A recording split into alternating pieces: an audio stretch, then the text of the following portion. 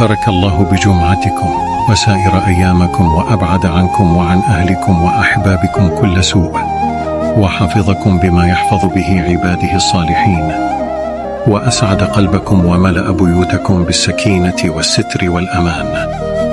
நபிகள் நாயகம் ஸல்லல்லாஹு அலைஹி வஸல்லம் அவர்கள் கூறுகிறார்கள், நான் சொர்க்கத்தில் ஒரு மனிதனை பார்த்தேன். அவன் அந்த சொர்க்கத்து இன்பங்களை எல்லாம் தவழ்ந்து புரண்டு புரண்டு அனுபவிக்கிறான். அந்த சொர்க்கத்தை அவன் பார்த்துட்டு, நமக்கு ரப்பு சொர்க்கத்தை தந்துட்டான்னு சொல்லி புரண்டு புரண்டு அந்த சொர்க்கத்தை அவன் அனுபவிக்கிறான்.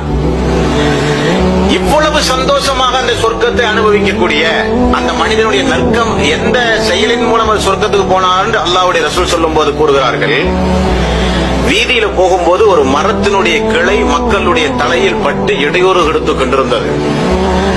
அந்த இடையூறுல அந்த கிளையை பிச்சு போட்டு மக்களுக்கு அந்த இடையூறுல இருந்து அவன் காப்பாத்தினான். இதெல்லாம் ஒரு இபாதத்தா, வணக்கமா இது? ஆனா இஸ்லாம் சொல்றது பாருங்க, அவன் செய்யும் போது உள்ளத்துல என்ன எண்ணம்?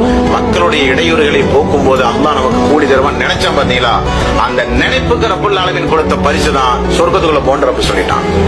அப்போ இது சின்ன அமல் தானே, இது பெரிய அமல் தானே, இது வழக்கமா நம்ம செய்யறது தானே என்று பார்க்க கூடாது. எந்த அமலாக இருந்தாலும் வாழ்க்கையில எப்பவுமே அதிகமா அமல்களை அதிகமா செய்து கொள்ள பழகிக் கொள்ள வேண்டும். அதான் இறை விசுவாசிய பண்பாக இருக்கணும்.